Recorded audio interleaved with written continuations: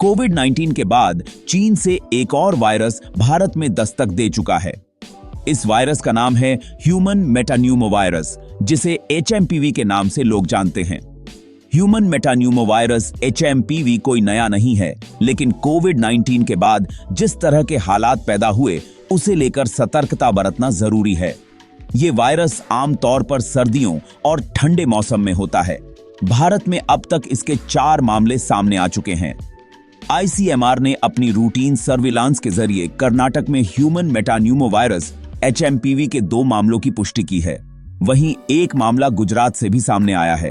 अभी तक आप चैनल को सब्सक्राइब कर ही लिए होंगे, अगर नहीं किए हैं तो अभी कर लीजिए। एचएमपीवी को लेकर भारत में केंद्र सरकार और विभिन्न राज्य सरकारें भी अलर्ट हो गई हैं। अधिकारियों को दिशा निर्देश जारी किए जा रहे हैं, जिसके बाद आपको यह जानना जरूरी है कि इस एचएमपीवी वायरस के लक्षण क्या हैं और इससे कैसे बचा जा सकता है। एचएमपीवी एक ऐसा वायरस है जो श्वसन तंत्र को प्रभावित करता है। इसे पहली बार 2001 में पहचाना गया था और यह वायरस पैरामाइक्सोविरिडे फैमिसी से संबंधित है, जिसमें रेस्पिरेटरी सिंसिटियल वायरस आरएसवी और पैराइन्फ्लुएंजा वायरस जैसे वायरस भी शामिल हैं। एचएमपीवी सभी उम्र के लोगों को संक्रमित कर सकता है, लेकिन यह सबसे अधिक छोटे बच्चों, बुजुर्गों और कमजोर प्रतिरक्षा प्रणाली वाले लोगों में देखा जाता है।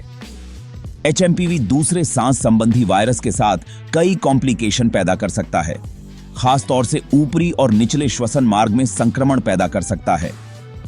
एचएमपीवी संक्रमण हल्के सर्दी जुकाम जैसे लक्षणों से लेकर सीरियस निमोनिया या ब्रोंकियोलाइटिस तक हो सकता है, खासकर जिन लोगों की इम्यूनिटी कमजोर है। एचएमपीवी संक्रमण के लक्षण अन्य श्वसन संबंधी बीमारियों जैसे कि सामान्य सर्दी या फ्लू से मिलते जुलते हो सकते हैं। शुरुआत में हल्के लक्षणों से लेकर गंभीर सांस संबंधी समस्याएं हो सकती हैं। इसके सामान्य लक्षणों में शामिल हैं कुछ मामलों में, खास तौर पर छोटे बच्चों और बुजुर्गों में, एचएमपीवी ज्यादा गंभीर जटिलताओं को जन्म दे सकता है, जैसे ब्रोंकियोलाइटिस, फेफड़ों में छोटे वायुमार्ग की सूजन, निमोनिया, सांस लेने में तकलीफ जैसी स्थिति भी पैदा हो सकती है। एचएमपीवी मुख्य रूप से संक्रमित व्यक्ति के खांसने या छींकने पर सांस की बूंदों के जरिए फैलता है।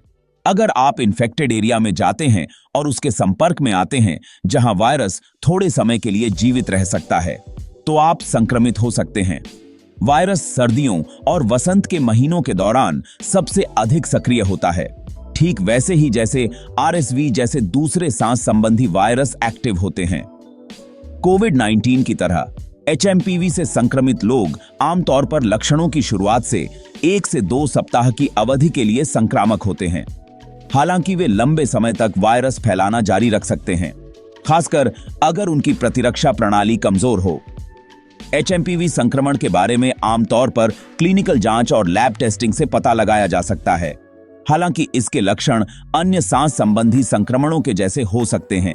आप संक्रमण का पता लगाने के लिए आरटी-पीसीआर एंटीबॉडी परीक्षण टेस्ट करवा सकते हैं। वर्तमान में एचएमपीवी संक्रमण के लिए कोई विशिष्ट एंटीवायरल उपचार नहीं है। शुरुआत में इसकी सही देखभाल करने से स्थिति को कंट्रोल किया जा सकता है। भरपूर आराम करें। हालांकि एचएमपी वायरस और कोविड-19 वायरस के कारण दोनों ही श्वसन वायरस हैं, लेकिन उनके बीच कई मुख्य अंतर और समानताएं हैं। ह्यूमन मेटान्यूमोवायरस एचएमपीवी ने दुनिया में दहशत पैदा कर दी है। लोगों के मन में सवाल उठने लगा है कि क्या एक बार फिर कोरोना जैसा कहर लोगों पर टूटने वाला है। कोरोना महामारी से अभी दुनिया पूरी तरह उबरी नहीं है कि एचएमपीवी नाम के इस नए वायरस ने लोगों को डरा दिया है। भारत में इसके 4 मामले सामने आ चुके हैं। 2 मामले कर्नाटक में मिले हैं, तीसरा केस गुजरात के अहमदाबाद में और चौथा कोलकाता में सामने आया है। एचएमपीवी को लेकर सरकार भी चिंतित है। देश और दुनिया भर में स्थिति को बिगड़ता देख अब केंद्र सरकार पूरी तरह से अलर्ट हो गई है। अधिकारियों को दिशा निर्देश जारी किए जा रहे हैं। स्वास्थ्य विभाग की ओर से एचएमपीवी को लेकर लोगों के लिए एडवाइजरी जारी की गई है। इस एडवाइजरी में बताया गया है कि लोगों को क्या करना चाहिए और क्या नहीं करना चाहिए। भारत में एचएमपीवी के दस्तक के बाद स्वास्थ्य मंत्रालय ने कहा है कि इसे लेकर पैनिक होने की जरूरत नहीं है। यह वायरस भारत में पहले से ही मौजूद है। फिलहाल हेल्थ मिनिस्ट्री पूरे मामले को मॉनिटर कर रही है और लोगों को भी सावधानी बरतने की सलाह दी गई है। अगर ये वीडियो आपको अच्छी लगी है तो चैनल को लाइक, सब्सक्राइब और शेयर जरूर कर दीजिए। आपका एक सब्सक्राइब हमारे लिए बहुत मायने रखता है। धन्यवाद।